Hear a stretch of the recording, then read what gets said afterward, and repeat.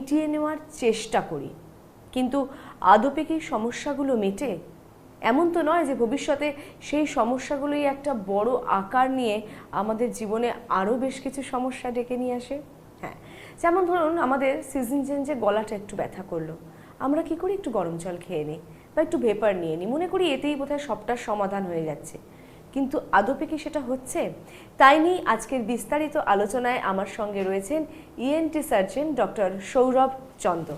নমস্কার ডাক্তারবাবু, স্বাগত আপনাকে। আমাদের এই চোখ কান গলার এই সমস্যাগুলো আমাদের প্রায়শই হয়ে থাকে, কিন্তু আমরা সেগুলোকে নিয়ে অতটা সিরিয়াসলি ভাবি না বা একটু ঘরোয়াভাবে সেটাকে সেরে ফেলার চেষ্টা করি। হঠাৎ করে আমরা দেখি যে আমাদের নাক দিয়ে জল পড়ছে, আমরা সেটাকে একটুখানি ভেপার নিয়ে নেওয়া বা একটু গরম জলটাকে নিয়মিত ইনটেক করা, এটার মধ্যেই থাকার চেষ্টা করি। তো এটা কি আদপে ঠিক হচ্ছে, নাকি সমস্যাটা কোথায় সেই রুটটা জানাটা খুব দরকার? সেটা হলো যে প্রথম কথা হচ্ছে যে বিশেষত এই সময় সিজন চেঞ্জের সময় এটা আমাদের কাছে খুব আসে আর কি। এছাড়াও অন্য সময় আসে। তো সাধারণত এই যে হঠাৎ করে গলা খুসখুস করা, নাক দিয়ে জল বাড়া, হাঁচি হওয়া, নাকটা বন্ধ হয়ে যাওয়া, বা কখনো কখনো হয়তো একটু হালকা গাটা গরম, এগুলো সাধারণত এগুলো সবই হচ্ছে, আমরা এটাকে কমনলি বলে থাকি upper respiratory tract infection. In the sense upper respiratory tract মানে হচ্ছে আমাদের নাক থেকে শুরু করে আমাদের ষড়যন্ত্র যেখানে পর্যন্ত হচ্ছে, এই পুরোটা কিন্তু আপার রেসপিরেটরি ট্র্যাক্ট। তো এর যে কোনো জায়গায় একটা ইনফেকশন, এই ইনফেকশনগুলো বেশিরভাগ ক্ষেত্রে এগুলো ভাইরাস দিয়ে হয়ে থাকে। এবার হচ্ছে আমরা তো সবাই জানি বা পড়েছি যে যখনই কোনো শরীরের মধ্যে কোনো ইনফেকশন ঢোকে, সব মানুষেরই তার নিজস্ব প্রতিরোধ ক্ষমতা থাকে। সুতরাং আমরা যে আমি হচ্ছে হোস্ট হয়ে গেলাম, আর যে আমাকে ইনফেকশন হবে সে এজেন্ট, এবং এই হোস্ট অ্যান্ড এজেন্টের মাঝখানে যে একটা ব্যালেন্স আর কি, সেই ব্যালেন্সটা মেনটেন হয় সবসময়। কোনো একটা সময় যদি হোস্টের শরীর এজেন্টের যে আক্রমণের ক্ষমতাটাকে সে রোধ করতে পারলো না, তখন সে আক্রান্ত হয়ে যায়। এগুলো সাধারণত কমন ভাইরাস দিয়ে এগুলো হয়ে থাকে, এবং অনেক ক্ষেত্রে এগুলো অনেক সময় সেলফ লিমিটিং বলি আমরা, নিজেই কমে গেল। যেটা আপনি বললেন যে ওই একটুখানি বডির স্টিম নেওয়া, গার্গল করা, বা কখনো একটুখানি গলায় ব্যথা হলো, একটা কোনো প্যারাসিটামল ট্যাবলেট খেলো, কিন্তু সেগুলো ঠিকই আছে, সেগুলো করাই যেতে পারে। কিন্তু যদি দেখা যায় যে কোনো কারণে পেশেন্টের এবার টেম্পারেচার আসছে, এবং সেটা এই ধরনের যে ডোমিসিলারি যে মেথডগুলো আছে সেগুলো তো কমলো না, ম্যাক্সিমাম 24 আওয়ার্স পর্যন্ত হয়তো কমলো না, ইন দ্যাট কেস মেডিকেশনটা প্রপার অ্যাডভাইস নিয়ে শুরু করা উচিত।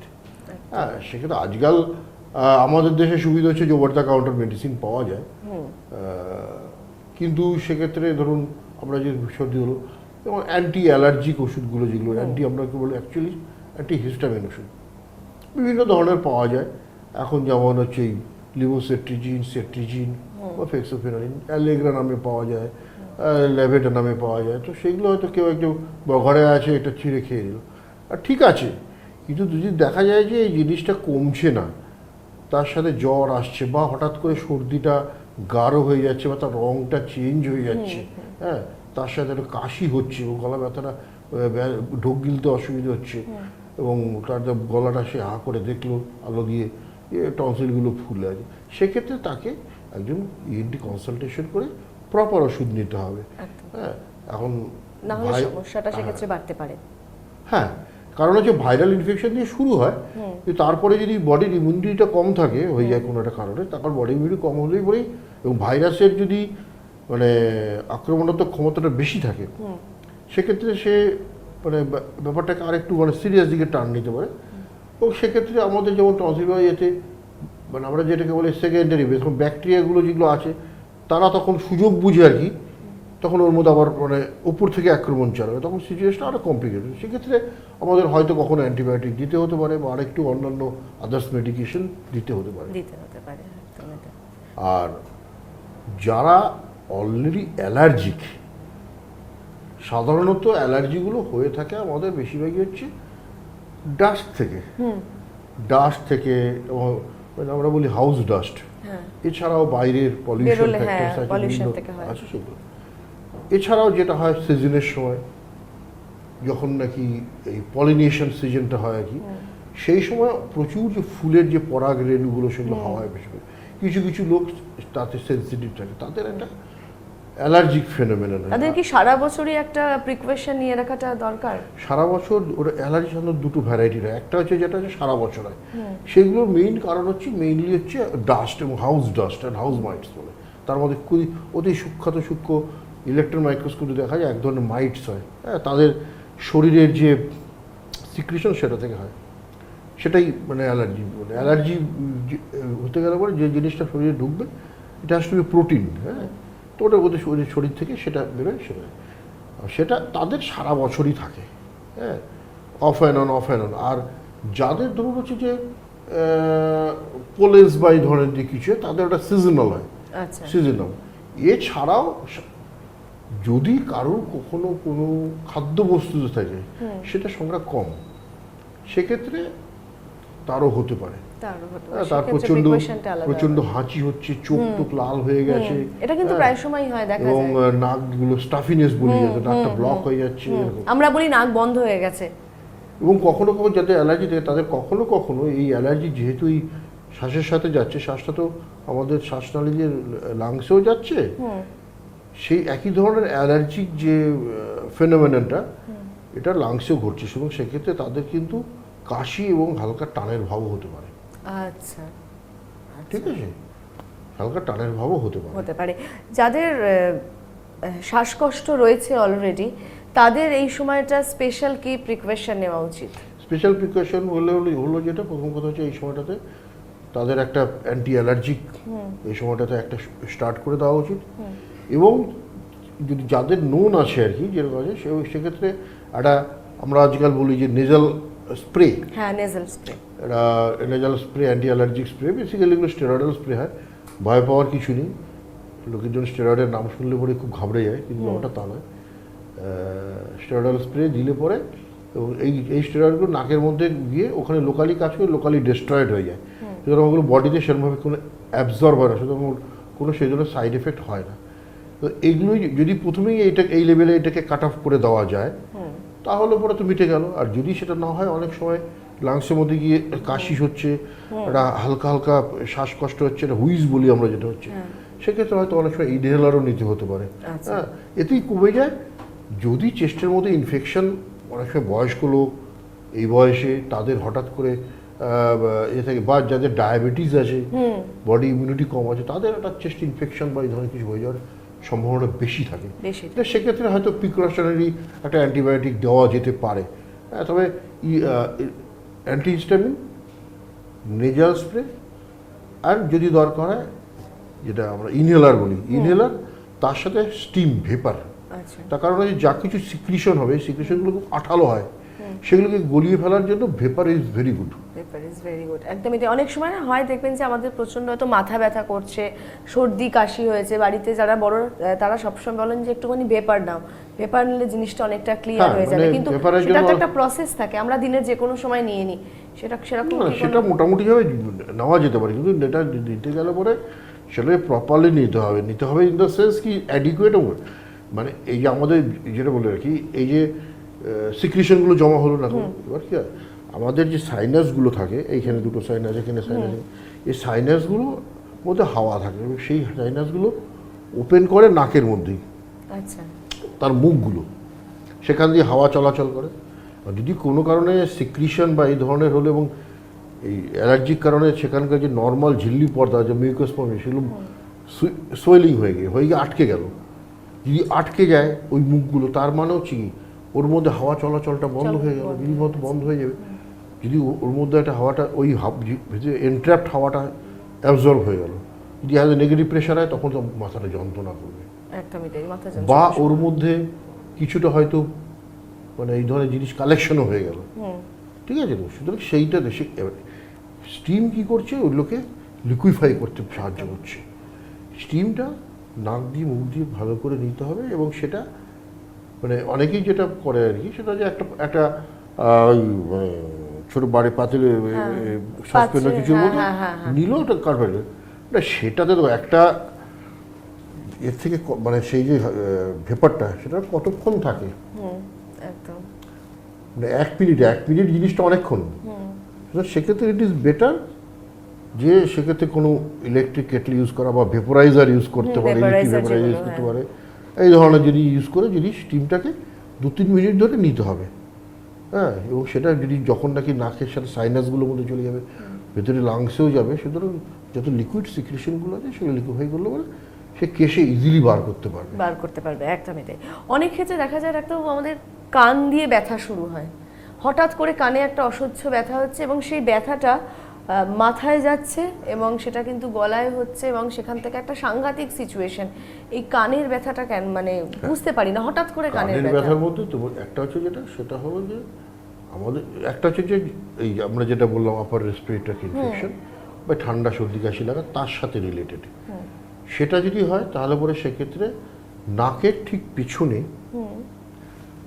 একটা আমরা টিউব থাকে যেটাকে আমরা বলি ইস্টেশিয়ান টিউব, যেই টিউবটা গিয়ে কানের পর্দার পেছনে আমাদের যেটা মিডল ইয়ার বা মধ্যকর্ণ বলি, যেটা আমাদের যেটা একটা হলো চেম্বার, সেই চেম্বারের মধ্যে হাওয়া থাকে, সেটার দিয়ে এটা কানেকশন। অর্থাৎ আমার মিডল ইয়ারের ভিতরে যে প্রেশারটা আর বাইরে অ্যাটমসফিয়ারের প্রেশারটা সমান থাকতে হবে, থাকলে পরে পর্দাটা নিউট্রাল পজিশনে থাকছে। সেটা কীভাবে হচ্ছে, এই যে আমরা এই যে ঢুকছি নাকটা বন্ধ করে কানটা খুলে গেল বন্ধ, বা আমরা এয়ারক্রাফটে যখন ট্রাভেল করি হঠাৎ করে কানটা লক হয়ে যায়, কারণ হচ্ছে সাডেনলি প্রেশার ডিফারেন্সের জন্য ওই ইস্টেশন টিউব যদি লক হয়ে যায় তাহলে পরে মিডলের মধ্যে যে হাওয়াটুকু আছে ওটা অ্যাবজর্ব হয়ে, যেই মতো অ্যাবজর্ব হয়ে গেলে নেগেটিভ প্রেশার প্রচণ্ড ব্যথা হচ্ছে, কানটা মনে হচ্ছে ব্লক হয়ে গেছে।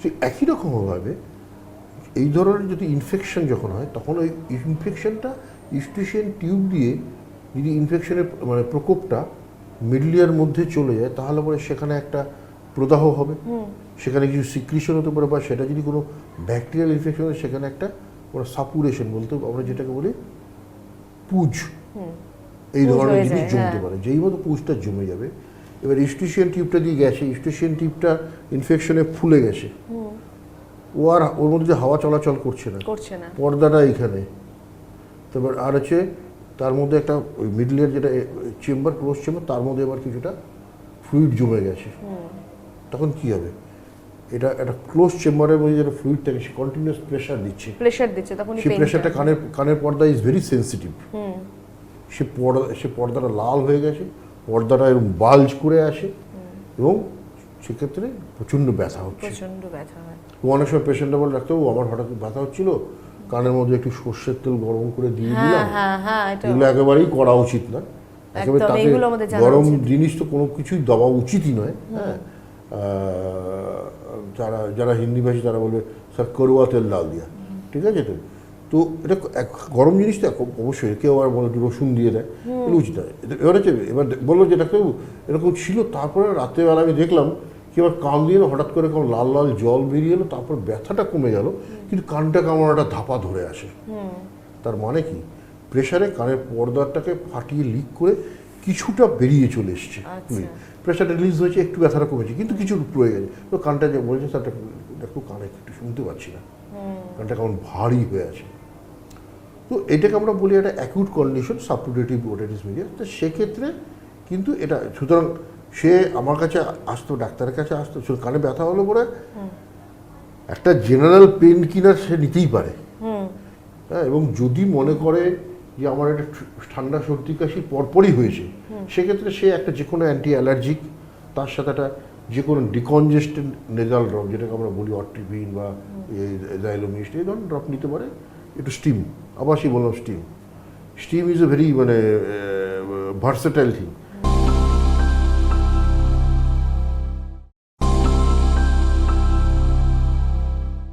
একটু বড়দের বিষয়ে আসবো, যে আমাদের তো এখন জীবনযাত্রা বদলে গেছে, আমাদের লাইফস্টাইলটাই পুরো অন্য রকম হয়ে গেছে। আমরা আমাদের বাবা মারা যেভাবে কাটিয়েছে আমরা এখন সেভাবে কাটাই না। এখন যারা আইটি সেক্টরে কাজ করছে বা বিভিন্ন সেক্টরে, কানে অধিকাংশ সময় কিন্তু হেডফোন রয়েছে এবং এই হেডফোন থেকেও দেখা যাচ্ছে যে অনেক ক্ষেত্রে ফাঙ্গাল ইনফেকশন বা কিছু হচ্ছে। তো সেই জায়গাটায় প্রিকশন কি? এক্ষেত্রে যেটা কম্পালশন এটা করতে হবে, আমি আজকে ডাক্তার, আমাকে অপারেশন করতে হবে। আমি যখন ডাক্তার হয়েছি তখন নানান ধরনের অসুখ বিসুখ তারা ছিল না। আমরা পেশেন্টকে মুখের মধ্যে খালি হাতে আঙুল দিয়ে এক্সাম করতাম। এখন কেউ করবে না। যখন দেখলাম যে এইডস, হেপাটাইটিস বি এই ধরনের জিনিসগুলো এলো, আমাদের সাবধানতা অবলম্বন করতে শুরু করতেছি। ঠিক একই রকমভাবে যে মানে এর সভ্যতা এবং মানে সায়েন্টিফিক এর সাথে সাথে চেঞ্জ হয়েছে, নেচার অফ জব চেঞ্জ হয়েছে। এখন তাকে, সে তো ওইটা অ্যাভয়েড করতে পারবে না, তাকে ওই কাজটা করতেই হবে। সুতরাং সেক্ষেত্রে আমার যেটা suggestion, it is always better to use this type of earphone. আচ্ছা, এটাতে কি হচ্ছে, অক্লুশনটা পুরোপুরি হয়ে যাচ্ছে একদম। এবং ওরটা যদি খুব ভালো কোয়ালিটির না হয় তাহলে পরে ওটা কন্টিনিউয়াসলি গেলে কানের যে স্কিনটা, যেটার মধ্যে একটা অ্যাব্রেশন করতে পারে। এবং যে নর্মাল যে হেয়ার ফলিকগুলো আছে, এই হেয়ার ফলিকলগুলোই আর থাকছে না তাদের। সুতরাং it is always better to use this one. এবং মাঝে মাঝে একটুখানি এয়ারেশন একটুখানি খুলে রাখা যায়, একটু হাওয়া পাস করতে পারে, খুবই সেইটা একটু করা। আর ওভারঅল জেনারেল যেটা বললাম, একটু অরাল হাইজিনটা, কানের হাইজিনটা একটু মেনটেন করা। হ্যাঁ, যেটা বললাম যে মাঝে মাঝে একটুখানি অলিভ অয়েল দিলে একটু ক্লিন করে নিলাম, হ্যাঁ, তাতে করে সুস্থভাবে থাকা যায়। আমি এবার একটুখানি কান থেকে একটু গলায় চলে আসবো। যে গলা ব্যথা, এটা তো প্রায়শই বিভিন্ন সময় বিভিন্ন এতে হয়ে থাকে। হয়তো কোথাও ঘুরতে গেছি, ওয়েদার চেঞ্জ হলো, বা কলকাতার মধ্যে রয়েছে, সিজন চেঞ্জে গলায় ব্যথা হয়, কাশি হচ্ছে, সেখানে আমরা মানে শুরুতেই যেটা করি, গরম জল খেয়ে নিই। এবং গরম জল খাওয়ার ফলে অনেক ক্ষেত্রে দেখা যায় যে গলাটা একটু ড্রাই হয়ে যাচ্ছে। তো এক্ষেত্রে সলিউশনটা কি?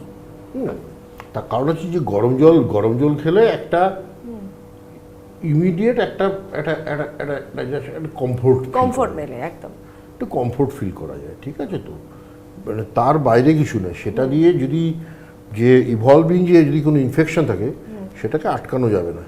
আচ্ছা, সেটাকে আটকানো যাবে না। যদি ভাইরাল ইনফেকশন হয়ে থাকে, যদি মনে হচ্ছে গলা খুশখুশি করছে, সেক্ষেত্রে অনেক সময় আমরা বলি যারা মানে সেটা হচ্ছে যে অনেক হাই ডোজ, মানে একটা হাই ডোজে একটা ভিটামিন সি খাওয়া যেতে পারে, বা একটা অ্যান্টি অ্যালার্জিক খাওয়া যেতে পারে। গরম জলের সাথে আমাদের গলার মধ্যে যখনই কোনো ইনফেকশন হয় না, শরীরের বিভিন্ন জায়গায় যে আমাদের কিছু নর্মাল ব্যাকটেরিয়া থাকে, গলার মধ্যেও কিন্তু কিছু ব্যাকটেরিয়া আছে যারা কিন্তু হেলদি ব্যাকটেরিয়া। আচ্ছা, ঠিক আছে, তো ওরা থাকবে, ওরা না থাকলেও মুশকিল। ওরা যদি মরে যায়, গলার মধ্যে ফাঙ্গাস হয়ে যাবে। আচ্ছা, ভালো ব্যাকটেরিয়া, ঠিক আছে। তো দেখবে যারা ইনহেলার নেয়, স্টেরয়েড নেয়, তো তাদেরকে আমরা বলি তুমি রেগুলার মুখ ধোবে প্রেস করার পরেই। ওইটা স্টেরয়েড লেগে থাকে, ওরা ওখানকার যা কিছু থাকে সমস্ত ন্যাচারাল ইনহেবিটেড যারা থাকে তাদেরকে সব মেরে দেয়। মেরে দেয়, তাদের কি কিছুদিন পরে দেখা গেলো গলা মুখ সাদা সাদা ছুপ হয়ে গেছে, ফাঙ্গাস হয়ে গেছে। সুতরাং এগুলোর মতো এটাগুলো এক। সেবার হচ্ছে যে অর্থাৎ আমরা যেখানেই যাই না কেন, মানে সায়েন্সে সবাই পড়ে পিএইচ বলে একটা জিনিস হয়, অ্যাসিডিক সাইডে নর্মাল পিএইচ যেটা আর কি, সেটা আমাদেরকে মেনটেন যদি না হয়, যদি পিএইচ কোনো কারণে শিফট হয়ে যায়, বা ইনফেকশন থেকেও হতে পারে, পিএইচ ব্যালেন্স যদি না থাকে, তাহলে পরে ইনফেকশনটা ফ্লেয়ার আপ করবে। ব্যাকটেরিয়ার নিজেকে, ব্যাকটেরিয়া বা ভাইরাস তার নিজের বংশবৃদ্ধি করার জন্য যদি ফেভারেবল পিএইচ পেয়ে যায়, তখন সে করবে, ঠিক আছে। তো যার অ্যাসিডিক পিএইচ জায়গায় অ্যালকালাইন হয়ে গেলো, সে বংশবৃদ্ধি করতে শুরু করবে, ফাঙ্গাসের ক্ষেত্রে তাই। সেক্ষেত্রে গরম জল বা ইয়ে দিলে পরে তার একটা এলাকাটা আমি কিছুটা সেটা ওয়াশ আউট করে দিলাম। এখন ভাইরাস ওখানে যাচ্ছে, তো ওখানে গিয়ে সে ওখানকার যে মিউকাস তার গায়ে লাগছে, আমি কিছুটা ওয়াশ আউট করে দিলাম। বা অনেকে তো আজকাল সমানে গটাগট বিটাডিন কিনছে আর গাল করছে, ঠিক আছে। তো মেডিকেল শপে যেতে এগুলো হ্যাঁ, খুবই অ্যাভেলেবল, বিটাডিন গাল করে দিলাম। তো সেক্ষেত্রে গরম জল করে, কিন্তু যদি মনে হয় যে ওই গরম জল খেয়ে বা এ করে হচ্ছে না, মানে গরম জল তোমার মানে ওটা যেটা আসছে ওটাকে আটকাতে পারবে না, এটা ইমিডিয়েট একটা কমফোর্ট রিলিফ দেবে। বা আমরা যেমন নুন জল বলি, নুন জলটা ওইটাই আর কি, ওই যেটা বলছি না, যে ওখানকার পিএইচটা মেনটেন করে, একটা স্যালিনিটিটা একটু বাড়িয়ে দিল। স্যালাইনে বাড়িয়ে যদি ওখানে যদি একটা নর্মাল স্যালাইনে, সে ideally it should be normal saline, একদম এটাই। নর্মাল স্যালাইন মানে বেশি করে, লবণটা একটু বেশি করে দিলে পরে যদি সব মরে যাবে বোধহয়, ওটা ভুল। যদি বেশি দেওয়া হয় তাহলে পরে তখন ওই জায়গাটা যদি ইনফ্লেমড হয়ে থাকে, অর্থাৎ হচ্ছে লাল হয়ে থাকে, লাল হয়ে থাকে, বেশি লবণ দিলে পরে ওই জায়গাটা যে ড্যামেজটা হয়েছে মিউকোজার ভিলি পরে আরও খারাপ হবে, আরো খারাপ হবে। ইট শুড বি নর্মাল। অনেক ক্ষেত্রেই দেখা যায় ডাক্তার, অনেকেই বলে যে আমার এই দুটো জায়গা ফুলে উঠেছে, একটু গরম জল খাই, এই জায়গাটা ফুলে ওঠে, তো সে খেতে পারে, কিন্তু যদি সেটা ঘন ঘন হয় সেক্ষেত্রে সেক্ষেত্রে ডাক্তার দেখাতে হবে। যদি সেটা বারবার রেকারেন্ট টনসিলাইটিস হচ্ছে কিনা দেখতে হবে। অনেক সময় অ্যালার্জিক যারা সাবে তাদেরও অনেক সময় টনসিলগুলো বড় হয়ে থাকে, টনসিল একটা গ্ল্যান্ড তো, সুতরাং সে অ্যালার্জিতে ফুলবে। যদি বারবার সে তার ইনফেকশন হয়, মানে আমরা সাধারণত বলে যদি যে তার মানে এবং টনসিলের গায়ের মধ্যে সাদা সাদা স্পট হচ্ছে আর কি, পাস হচ্ছে, এবং সেটা যদি সেক্ষেত্রে অ্যান্টিবায়োটিক দিতেই হবে। দিতেই হবে যদি সেক্ষেত্রে। দেখা যায় যে এটা তার বারবার হচ্ছে, খুব 2 মাস 3 মাস পর পরই হচ্ছে, ভোগাচ্ছে, একবার এরকম হলে পরে তাকে 4 দিন 5 দিন ওষুধ খেতে হচ্ছে, জ্বর হচ্ছে, কখনো কখনো হয়তো এদেরকে অপারেশন করে বাদ দিয়ে দিতে হবে। আচ্ছা, সুতরাং আমাদের সবটাই কিন্তু প্রথম থেকে একটু সাবধানে আরেকটা থাকতে জিনিস হবে। আমি প্রসঙ্গে যেটা বলতে চাইছি সেটা হলো যেটা যেন সে গলা বসে যায়, গলা বসে যায়। গলা বসে, এটা এই ঠান্ডা সর্দি কাশি থেকে হতে পারে, ওটাকে আমরা বলি অ্যাকিউট ল্যারিঞ্জাইটিস। যেমন এইখানে যেমন লাল হলো, টনসিল হলো, ঠিক একই রকমের আমাদের ভোকাল কর্ডটাও কিন্তু লাল হয়ে ফুলে যেতে পারে। আচ্ছা, যদি ভোকাল কর্ডটা লাল হয়ে ফুলে যায় তখন ভোকাল কর্ডটার নর্মাল যে ক্যারেক্টারিস্টিক, যে ভোকাল কর্ড একটা পাতলা স্ট্রিংয়ের মতো, সে স্ট্রিংটা যদি মোটা হয়ে যায় তখন কি হবে? গলার স্বরটা চেঞ্জ হয়ে যাবে। গিটারের পাতলা পাতলা যেটা আসে সেটা যে না বেরিয়ে যে মোটার দিকে বাজে, তো আওয়াজটা ঢং ঢং বেরোবে। একদমই শব্দটা ইট ইজ লাইক দ্যাট। হ্যাঁ, তো বা কখনো কখনো অনেক সময় ক্রনিক যারা স্কুলের টিচার আছে, হকার আছে, তাদের গলা দেখা যায় ফ্যাস ফ্যাসে, একদম সারাদিন তো কথা বলতে হচ্ছে। ভয়েস অ্যাবিউজ করে তারা, অ্যাবিউজ অফ ভয়েস, এবং প্রপার ওয়েতে ভয়েসটা দিতে হয়। তো ভয়েসের সাথে আমাদের শ্বাসের একটা সম্পর্ক আছে, প্রপার শ্বাসটা হয়, ঠিক আছে। তাদের দেখা যায় যে দুটো ভোকাল কর্ড ঘষা খেয়ে খেয়ে তার মধ্যে দানা হয়ে যায়, জুতো যেমন কড়া পড়ে এবং দানা হয়ে যায়। সে দানা যদি থাকে তাহলে পরে তো নর্মাল ভয়েস বেরোবে না, তার ফাটাবাজি বেরোবে। আমরা এটাকে নডুল বলি, ভোকাল নডুল বলি। এছাড়া ভোকাল কর্ডে পলিপ হতে পারে, এটা হতে পারে বয়স্ক লোকের ক্ষেত্রে সিগারেট খায়, সে সিগারেট খাচ্ছে এবং খাচ্ছে, লোকে সে এসে বলে লাগতো কয়েকদিন ধরে গলাটা আওয়াজটা বসে গেছে, তারপরে গিয়ে দেখা যায় যে ভোকাল কর্ডের মধ্যে একটা ঘা হয়ে আছে, এরকম মাংস বৃদ্ধি হয়েছে। সেক্ষেত্রে এগুলোকে সাবধানতাকে বায়োসিডাইজ করা। তো ভোকাল কর্ডের যে অ্যাকুট কন্ডিশনে যেটা, সেটা একটা অ্যান্টিবায়োটিক, একটু স্টিমুলেশন, ভয়েস রেস্ট। একদম না ডাক্তারবাবু আমার তো স্কুলে তো ক্লাস নিতে হবে, টিউশন পড়াই আমি, ডিফিকাল্ট হয়ে যায় তাদের জন্য, কিন্তু অপশন ইজ ইউজ। একদম আপনি একটা জায়গায় যদি পাটা আপনার চোট লেগে ফুলে আসে, আর পরের দিন যদি আপনি ফুটবল খেলতে নামেন, চোটটা বাড়বে, কমবে না, একেবারেই তাই। রেস্ট টু দ্য পার্ট দিতে হবে। একদমই তাই। অনেক ভাস্ট একটা সাবজেক্ট, আমরা অল্প একটু সময়ের মধ্যে আপনাদেরকে সচেতন করার জন্য কিছুটা তুলে ধরার চেষ্টা করি। অনেক সময় দেখা যায় ডাক্তারবাবু যে ওটি করতে হচ্ছে, আপনিও বলছিলেন একটু আগে যে বিভিন্ন ক্ষেত্রে যে ওটি করতে হচ্ছে, সেক্ষেত্রে কি ওটির পর কি প্রপারলি মানে প্রপারলি আমাদের সেই অর্গানসগুলো কাজ করবে? বা হ্যাঁ, অর্গানটাকে প্রপারলি কাজ করানোর জন্যই তো অপারেশন। না মানে অনেক সময় হয় না যে হয়তো কোনো খুঁত বা কোনো সমস্যা তৈরি হয়ে গেল, যে হয়তো যে কোনো অপারেশনে কিছু কমপ্লিকেশন থাকে, যেমন আমি বললাম যে ভোকাল কর্ডের নডুল হয়েছে, সেই নডুলটাকে আমাকে খুব প্রিসাইজলি কাটতে হবে। এবং আজকাল আমাদের যেটা আমার মাইক্রো সার্জারি দ্বারা করা হয়, প্রতিনিয়ত আমাদের এই মেডিকেল সায়েন্স ইভলভ হচ্ছে। আগে আমরা নর্মাল কোল্ড ইনস্ট্রুমেন্ট দিয়ে করতাম, এখন লেজার এসছে যাতে একদম প্রিসাইজ দিয়ে কাটা, তো সেটা এসে সুতরাং আমাদের করতে হবে। এবার হচ্ছে যে কোনো অপারেশনে কিছু কমপ্লিকেশনস আছে। এবার এই টনসিল অপারেশন করলাম, টনসিল অপারেশনটা এই যে আমরা বলি tonsil is operation of haemostasis, means ওখানে অপারেশনের সময় কিছু ব্লিড করবে, সেই ব্লিডারগুলোকে সিকিউর করার, ব্লিডিংগুলোকে সিকিউর করাটা হচ্ছে এই অপারেশনের মানে মানে মেইন ক্রাক্স। টনসিল অপারেশন করে সার্জেন সকালবেলা টনসিল হয়েছে, বিকেলবেলার দার্জিলিং মেল ধরে বেরিয়ে চলে গেল, হবে না। একদম তাকে প্রস্তুত থাকতে হবে যে পেশেন্টের যে কোনো সময় একটা ব্লিড করতে পারে নেক্সট 24 আওয়ার্স, একদম সেটা ডাক্তারদের দিক থেকে করতে পারে, হচ্ছে তা না 100টার মধ্যে একটাতে হলো, ঠিক আছে তো। তো এইটা গেল, পার্সেন্টেজ কম কিন্তু হতে পারে। বাচ্চাদের যেমন এই অ্যাডিনয়েড অপারেশন, অ্যাডিনয়েড খুব বড়, তাহলে অপারেশন করে দিতে হবে। এছাড়া ভোকাল কর্ডের যেটা বললাম, ভোকাল কর্ডের পলিপ আছে, ভোকাল কর্ডের নডুল আছে, এগুলো অপারেশন করা, বা আমাদের নাকের যে সাইনাস আছে আর কি, সাইনাসের মধ্যে ধরুন সাইনোসাইটিস হয়ে গেছে, মানে নাকের মধ্যে প্রচুর পলিপ হয়ে গেছে, সেগুলো আমরা এখন অপারেশন করি। আগে আমরা করতাম মানে ক্রুড মেথডে, এখন পুরো এন্ডোস্কোপিক্যালি করা হয়, বাইরে দিয়ে কোনো কাটাছাড়া কিচ্ছু করা হয় না, পুরোটাই এন্ডোস্কোপিক্যালি করা হয় এবং অনেক ডিপ পর্যন্ত যায়। সেটার জন্য ট্রেনিং এবং নিজেকে ট্রেন করার ব্যাপার থাকে, প্রপার ট্রেনিং আমরা যারা করছে তারা বিভিন্ন জায়গায় যাচ্ছে, বিভিন্ন যারা শেখাচ্ছে, ওয়ার্কশপ করছে তাদের গিয়ে, তারপর নিজেরা হ্যান্ড প্র্যাকটিস করছে, করে এই সমস্ত করছে। সুতরাং সেক্ষেত্রে আমাদের যেমন এখন সাইনাস অপারেশনের সময় রিস্ক আছে। আমি যেমন সাইনাস অপারেশন, এখানে ব্রেনের কাছে ব্রেন রয়েছে, এখানে চোখ রয়েছে, সেগুলো কনশাস থাকতে হবে, হ্যাঁ কনশাস থাকতে হবে। সেগুলো করছে, সেটা যে করছে তার এক্সপিরিয়েন্স, সেটাকে সেই কনফিডেন্স এটা গেইন করতে হবে। ঠিক আছে তো, একেবারে। কমপ্লিকেশন সবসময় থাকতে পারে, সেটা থাকবে। আজকাল যেমন থাইরয়েড, যেমন একটা লোকজনের খুব ভয় হচ্ছে আজকাল যে থাইরয়েড ক্যান্সার হয়ে গেছে। প্রথম কথা হচ্ছে যে যদি ক্যান্সার কারোর হয়ে থাকে কোনো একটা জায়গায়, you can not hide it.